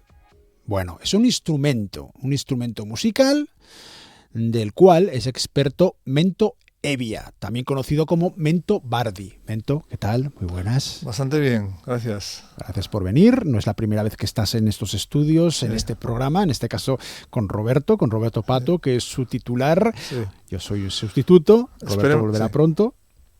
Esperemos que no sea la última. No, seguro que no, porque sigues con muchísimas actividades.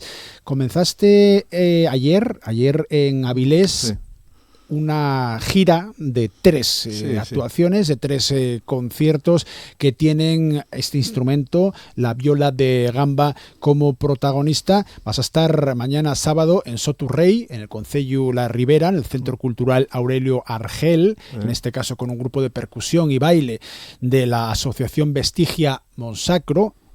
El domingo en Sisión, en la capilla de San Esteban del Mar, con una primera parte en la que vas a tocar en modo solo, con tu figura de Mento Bardi, y la segunda parte ya con Nagore Pastor, miembro de la Orquesta Céltica Asturiana, que va a tocar el arpa céltica y formando lo que se llama el dúo Extravaganti. Sí. Lo primero, vamos a definir lo que es... Un pequeño inciso, sí. Que luego a última hora también se apuntó María Cuadrillo, que es la que toca percusión en la Orquesta Céltica Asturiana también, y entonces el dúo va a ser un trío. Vale, entonces lo llamamos trío Extravaganti. Bueno, esta ocasión sí. Vale, muy bien. Defínenos lo que es la viola de gamba. Los espectadores de TPA lo pueden ver, los oyentes de RPA no, pero ¿qué es? Esto es un instrumento, fue inventado en España en el año 1500 y pico. Arrímate un poquitín más al micro, por favor. En 1500, es un instrumento que tuvo su origen en España en 1500, siglo XVI, al principio, y en aquella ocasión se conocía como vihuela de arco. Luego fue a Italia, y en Italia tuvo mucho éxito y dio lugar a lo que ahora se llama viola de gamba, que es muy parecido, es como si fuera una guitarra, pero que se toca con arco como si fuera un violín o un violonchelo. Es muy parecido al violonchelo. Luego todos estos instrumentos fueron los que dieron lugar a las violas, violines y violonchelos que conocemos y contrabajo que conocemos en la actualidad. Pero digamos que esos son los padres, madres de los instrumentos actuales de cuerda con arco frotada.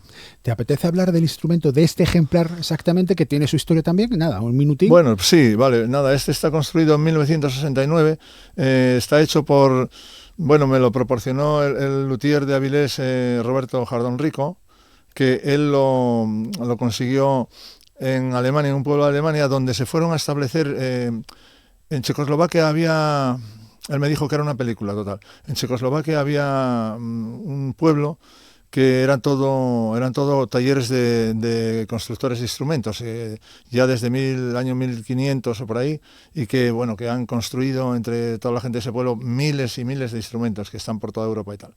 Entonces, cuando la guerra, los rusos, según me comentaron tal, pues no vamos a decir los rusos, los que invadieron aquella zona quemaron todos los talleres que había en esa zona, en ese pueblo. Entonces ellos cogieron y marcharon con las herramientas como pudieron para Alemania. Intentaron establecerse en Múnich, pero no los aceptaron. Cruzaron un río y se establecieron en un pueblo. Y están allí todas esas familias desde hace ya 100 años o casi, cuando fue esa Segunda Guerra Europea, y están construyendo y construyendo. Esta se hizo en 1969 y yo creo que estaba ella esperando por mí casi tanto como yo esperando por ella. Porque la tienes desde hace poco. Sí, la tengo desde hace 2-3 meses. Y además es que está sin tocar prácticamente. Y ya está construida en 1969. Bueno, y vamos a poder disfrutar de ella en este programa, en Asturias al Día. Venga, interprétanos algo mientras que te vas poniendo... baja un poco el micrófono, por favor, antes de nada, para que se pueda oír bien, eso es. Échate un poquitín hacia atrás. Mientras tanto voy hablando yo, porque la tele estáis viendo a Mento prepararse, pero en la radio no. Entonces relleno yo un poco para que ese terrible silencio de la radio no se produzca. Empiezas a tocar y luego ya nos hablas de la pieza, si te parece bien, porque no se te va a oír que el micrófono lo tienes ya bajado para poder escuchar bien la melodía. Breve, venga, una piecina breve. 7 minutos y medio, pues, no, 7:48. O 15. Vale, 15 y nos vamos ya. Y si quieres sigues tocando hasta el lunes. Mento Bardi. A ver.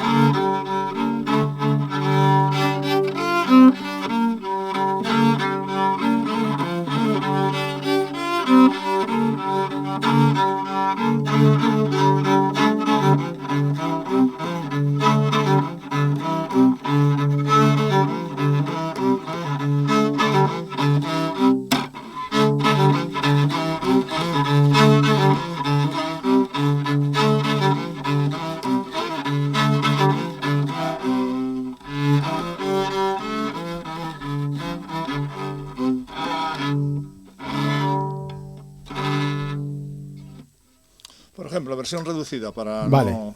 nada, duró un cuarto de hora, todo bien. Sí, nada, listo. Pon la viola aquí, mientras tanto sigo hablando yo, y nada, sube por favor el micrófono para que ya te podamos escuchar bien. Vale. Eso es. Arríbate al micro. Todo ¿Qué es lo que escuchábamos? ¿Qué es lo Esta que nos pieza, has bueno, ofrecer? esta es nueva música antigua que yo llamo, que son las composiciones que trabajo con estos instrumentos, y la pieza era de bardos y trovadores. Es una evocación un poco del ambiente y la función de los bardos y trovadores de épocas muy antiguas, anteriores a cuando existían estos instrumentos. O sea, ahí le quise dar un toque un poco acercándose a lo medieval, pero desde una perspectiva más actual, más romántica. Porque nueva música antigua, ¿qué supone? El nombre está muy chulo. Sí. Está registrado, por otra parte, todo lo que he dicho. Se considera música antigua la música hecha desde la época medieval, por ejemplo, Alfonso X el Sabio, las cantigas, todo eso, desde esa época hasta Juan Sebastián Bach. Y los pre-barrocos. Lo que se ha hecho hasta eso se considera música antigua. O sea, está Monteverdi, hay todo un montón de músicos que todavía no era el barroco, ya cuando entró el barroco con Vivaldi, Bach, Händel, Corelli, etc. Entonces ya quedó definido como otra época, otro tipo de música. Entonces la música anterior, que no estaba tan desarrollada, tenía un carácter un poco más rural y entonces yo me inspiro en esos aires. Había muchas danzas inglesas, irlandesas, escocesas, asturianas. En Asturias tenemos música de esas épocas también, lo que pasa es que está poco descubierto y potenciado. Y yo me baso un poco en esas músicas y pues compongo lo que un poco pasado por el filtro personal. Vale, porque todo lo que tocáis en estos conciertos, ayer en Avilés, mañana en Sotorrey, el domingo en Sisión, son composiciones tuyas. Sí, es material todo, es de la cosecha. Y todo ello va a componer en algún momento una publicación tipo disco. ¿Tienes alguna intención en ese sentido? Sí, de hecho ya con la Orquesta Céltica Asturiana ya hemos empezado a grabar una suite que está toda integrada por piezas de esta hornada de composiciones que las hice casi todas durante la época de la pandemia, por llamarlo de esa forma. Y tal, ahí durante esos 2 años pues aproveché para componer mucha música. Y entonces hemos hecho una selección ya la tenemos estructurada, ya la hemos tocado alguna vez en directo con la Orquesta Céltica y ya hemos empezado a grabarla. Así que quisiéramos sacar un disco este año 26 con ese material. Bueno, Mento Evia en realidad comenzó con pequeños grupos como los Linces o los Fanny. En 1978 grabasteis un disco con Crack, que era rock progresivo. Sí, sinfónico, que se llamaba en aquella época. Sí. Más específicamente, porque dentro del progresivo hay diferentes tendencias y hay una que es sinfónico. ¿Qué es lo que define al rock sinfónico? Pues que es una música que en realidad podría ser interpretada por una orquesta sinfónica, porque está pensada. Sin embargo, se interpreta en una versión reducida con los instrumentos de un grupo de rock, pero con todas con teclados, guitarras, flautas, lo que pilles. El siguiente paso en la carrera musical de Mento fue Yola. Sí, efectivamente. Un sonido más rockero, más contundente. Sí, sí. Por no hablar de una serie de pasos intermedios que hubo ahí y tal, pero bueno, sí. Vamos a resumir. Si estamos hablando de discos, pues vale. Eso es. International Insurrection fue el antiproducto, que lo llamasteis, en 1985. ¿Es 1985, efectivamente, sí. Es que eso ya, vamos, en el Pleistoceno. Siglo pasado. No somos tan viejos, Mento. ¿Qué va? No se nos nota, además. No, muchísimo menos, ni a ti ni a mí, que tiene que ver. Sobre todo con estos pelos que claro. Últimamente. Por culpa del barbero, que se lleva no sé cuánto tiempo mi peluquero lleva no sé cuánto tiempo entre vacaciones, que si la baja, que si el permiso, que tal, no sé qué, me tiene abandonado. No, pues eso hay que intentar solucionarlo, pero ya no puede ser. Por cierto, que es músico también. Participaste después con los televidentes, empezaste a experimentar con la música electrónica en Misión Duende, cooperabas en grabaciones, directos con grupos locales muy conocidos como Los Locos o Fuera de Serie. En los años 2000 ya te entregaste más a la música folclórica, un grupo que también es muy conocido, con el que sacasteis 2 discos, Gueta Nafonte. ¿Qué queda de ese sonido de Gaetano Fonte más folk en lo que estás haciendo actualmente, tanto con la Orquesta Céltica como con Mentobardi como con Extravaganti? Bueno, con Mentobardi y con el dúo Extravaganti, poco, porque estamos más abiertos a otras, a más tendencias. También está la presencia de la música asturiana ahí, pero en la Orquesta Céltica, desde luego que sí, sigue vivo lo de que hacíamos en Gaetano Fonte. De hecho, Gaetano Fonte eran 8 componentes, a veces 9, 7, 8, 9, y cuando decidimos, pero se tocaba casi todo música compuesta por Mento. Entonces, cuando decidimos hacer la Orquesta Céltica fue para empezar a tocar música tradicional, ya no de composiciones mías, sino también algo, pero mucho más música tradicional de los países del Arco Atlántico. Y de hecho todos los que estábamos en la Céltica, bueno, de los 9, 7 fuimos los que formamos la Céltica, añadiendo unos cuantos más músicos todavía.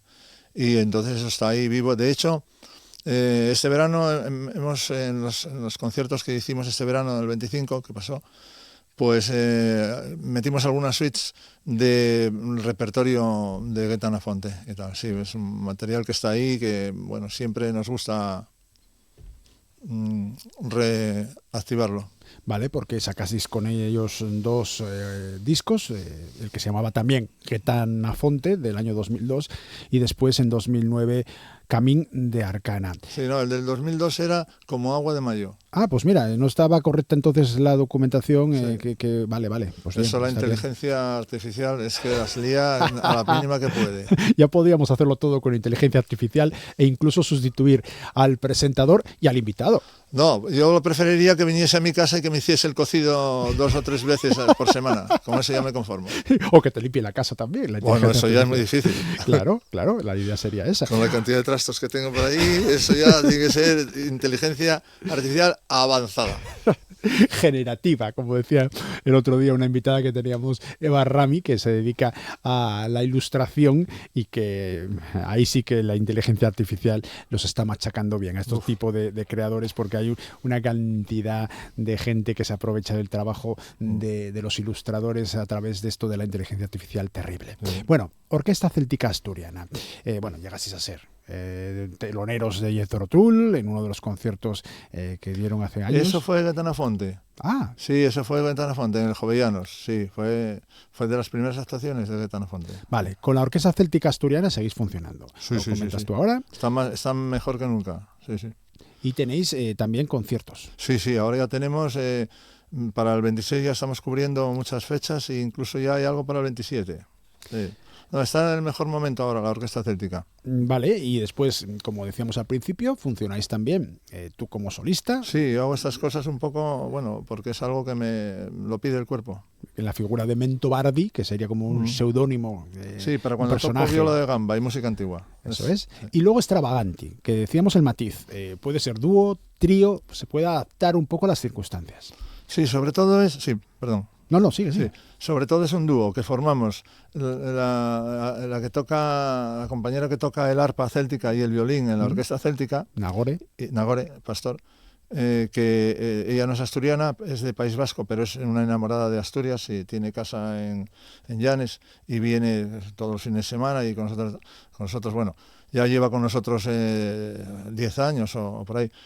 Y es un poco Extravaganti, en el sentido de que, bueno, Extravaganti era un poco la denominación genérica que se le daba a la música que se hacía en Venecia en la época de Vivaldi. Y este es también el dúo, es un poco extravagante el dúo este, porque coincide que ella toca la arpa céltica, yo también toco la arpa céltica, toco la viola, también el violonchelo, ella toca la flauta, el violín, el teclado. Entonces, dependiendo en qué concierto, pues... entre dos pues podemos hacer 7 u 8 combinaciones diferentes. Entonces es un poco extravagante porque la propia palabra y el concepto ya lo indica, ¿no? Vale, y sin embargo se va a convertir en trío. Sí, este día para el domingo va a ser 3, sí. Vale, la tercera persona que se suma a Mento y a Nagore es María Cuadriello, que es la percusionista que toca también, bueno, es profesora en conservatorio, todo, y también toca con la Orquesta Céltica Asturiana. Y bueno, es una gran música. Bueno, las dos son dos fieras mayormente apacibles con las que voy a tener que estar a la altura, intentar estar a la altura de ellas. Pero musicalmente inquietas, apacibles en lo personal, pero musicalmente... Sí. Y, son mujeres de temperamento. Las actividades que tenéis, tanto la de ayer en Avilés como la del sábado y el domingo, coincide que son a las 7 de la tarde, las 3, y con entrada libre. Sí, entrada libre, sí. Eso es importante. Sí, y salida libre también. ¿Hay alguien que se levanta y se marcha o qué? No, porque cerramos la puerta nada más que empiece y dice aquí, hasta que no aparezca la cartera y el reloj, mejor dicho, no sale nadie. O sea que trancáis pero per dentro. Sí. Para que no os escape ninguno de los espectadores. Los espacios que escogéis a la hora de realizar conciertos de estas características, el Centro Sociocultural de la Carriona en Avilés, el Centro Cultural Aurelio Argel en el concierto de mañana en La Ribera, o en el caso concreto de Sisión, la Capilla de San Esteban del Mar, ¿influye también a la hora del repertorio o de la puesta en escena de ese repertorio, o da igual a la hora de exponer música nueva, música antigua? Bien, en este caso, en estos 3 conciertos, la mitad del repertorio es común a los 3, pero luego la otra mitad es diferente en cada uno de los 3. ¿Por qué? Bueno, pues por ejemplo, en Avilés, en la Carriona, que organizó la Asociación Cultural La Xunta, y yo me crié en el barrio de la Carriona, en Avilés. Viví ahí muchos años. Entonces, es un barrio que la música pop rock es lo que, bueno, y otras músicas, pero ha pegado bastante ahí el rock. Entonces, parte del repertorio que hice pues fue un poco llevando la sonoridad de ese instrumento, casi no vamos a decir rock, pero sí que hay cosas que suenan parecidas. Entonces, seleccioné una serie de piezas más fuertes, por decir así. Mañana, en Soto de Rey, lo hago en colaboración con la Asociación Cultural Vestigia, que es una cosa, bueno, impresionante lo que están haciendo estas personas ahí, esta asociación. Están redescubriendo y reactivando todo lo que es el patrimonio cultural relacionado con el Monsacro, que es un altiplano que... ¿Dónde están las capillas? Donde están las capillas, hay templaria, una fijo y la otra probablemente también. Y entonces están haciendo un trabajo de recuperación histórica y de investigación maravilloso. Entonces ahí también hicieron una recreación teatral hace un par de meses o así, o 3, que yo les puse la música, y entonces parte de esa música la voy a interpretar también en este concierto y tal, porque está hecha expresamente para ese asunto, ¿no? Y luego, lo de aquí de Gijón, pues sí, hay una sonoridad en esa capilla de San Esteban del Mar, que dicen que es la más antigua de Gijón, que la han dejado muy guapa, ahora restaurada y tal. Ahí es una iniciativa en colaboración con el Rotary Club y con la Fundación Revillagigedo, que son los del colegio que está al lado. Y hay una resonancia muy interesante, donde he escogido piezas también, algunas piezas ya con un carácter especial para aprovechar esa sonoridad. Y además con el arpa céltica pensamos que bueno, ahí lo escogí un poco en función de la sonoridad. Vale. Invitación. Lanza a nuestros espectadores y a nuestros oyentes, a los que nos están viendo en TPA, los que nos oyen en RPA, una invitación para acudir mañana a Soturrey, a La Ribera, a las 7 de la tarde, a este concierto que das en colaboración con la Asociación Vestigia Monsacro, y para el domingo, Capilla de San Esteban del Mar, en Sisión, todo ello también a las 7 de la tarde. ¿Qué le decimos a la gente que pueda sentirse atraída por esta nueva música antigua para animarles a acudir? Arrímate al micro, que si no, no te oye. Sí, estaba descansando un poco, pensando lo que iba a decir. Si hay que lanzar una invitación, tengo que decir que lo siento, hoy no he traído ninguna. Y tal, que diría típico. Y tal, ¿no? No he traído ninguna. Pero, bueno, pues nada, es una... quien le guste la música y esté... que le apetezca oír algo que no es muy habitual oír, porque además es una música original, que aún no se ha, bueno, no se ha por ahí difundido mucho, y un instrumento que ahora sí ya lleva años que está empezando a hacerse presente, pues que vayan, porque yo creo que les va a prestar mucho, ciertamente. Pues con Mento Bardi, con Mento Evia, vamos a finalizar esta semana de Asturias al Día, esta jornada de viernes. Vamos a escuchar la romancina y danza precolombina que tenemos grabada, que nos has pasado tú y que ya nuestra compañera Amor Argüelles va a poner por debajo de nuestras palabras mientras nos despedimos. Muchísimas gracias, Mento, que vaya todo muy bien en estos conciertos y en este comienzo del año con tu actividad musical, tanto de forma individual como los dúos y tríos extravaganti, como la Orquesta Céltica Asturiana. Pues muchas gracias a vosotros, muchas gracias de verdad. Disfruten todo lo que puedan de este fin de semana o todo lo que les dejen.